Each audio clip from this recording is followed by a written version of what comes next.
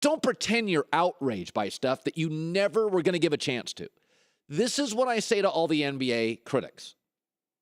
It's stomping hockey. It's literally driving my podcast to 8 million people a month because I'm talking NBA.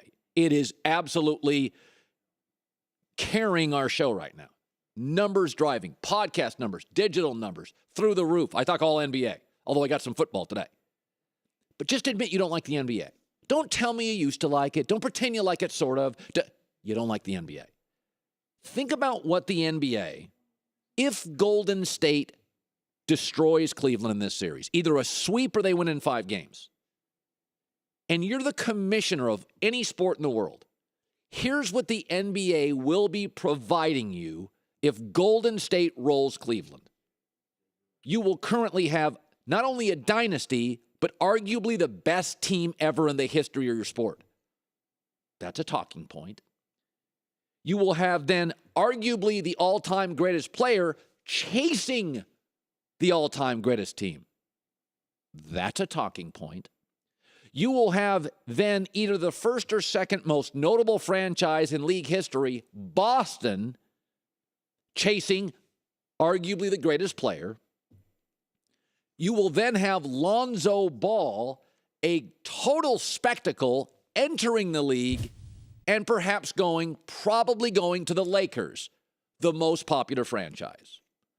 You will also have, over the next 2 months, 3 stars, Jimmy Butler, Paul George, Gordon Hayward, potentially moving to teams, including the Celtics, your second most popular team.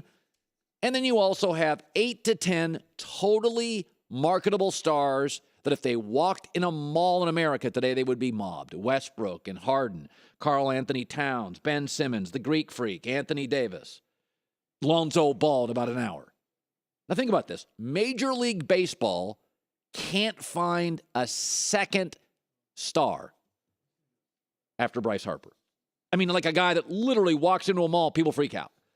Hockey has a Stanley Cup final, and it's about a country singer and a catfish. Those are their talking points. College basketball has become a 3-week sport. We don't complain about the regular season because we're not sure there is one because nobody watches it.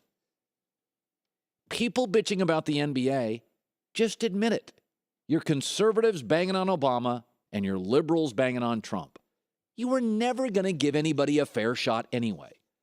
If you were a commissioner of a sport and I said to you, hey, here's what you currently have to work with. Potentially the all-time greatest team, the all-time greatest player chasing that team, both of your top 2 franchises ever, Celtics and Lakers, either really good or poised to add a phenomenal young talent, and about a dozen to 8 to 10 to dozen marketable stars. No concussion issues. You're not so international like hockey. Nobody knows your players. You're not college basketball with virtually coaches are more recognizable than your basketball players. Like for the people banging on the NBA, we always talk about the golden age of stuff.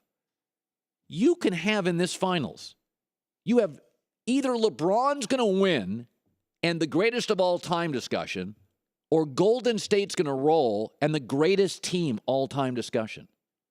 And by the way, Lonzo Ball is working out today. When's the last time I ever went live to a guy working out who's 18 years old? Like, just be honest about it. You were never going to give Trump a chance. You were never going to give Obama a chance. You were never going to give Romney a chance. You were never going to give Bernie Sanders a chance. And you were never going to give the NBA a chance. Because the game's never been more global. It's never been more skilled. There's not even a bad guy in the league now. There's not a bad... Who is the villain in the league? Kevin Durant? I mean, come on.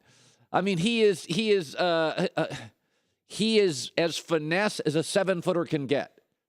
Virtually impossible to dislike.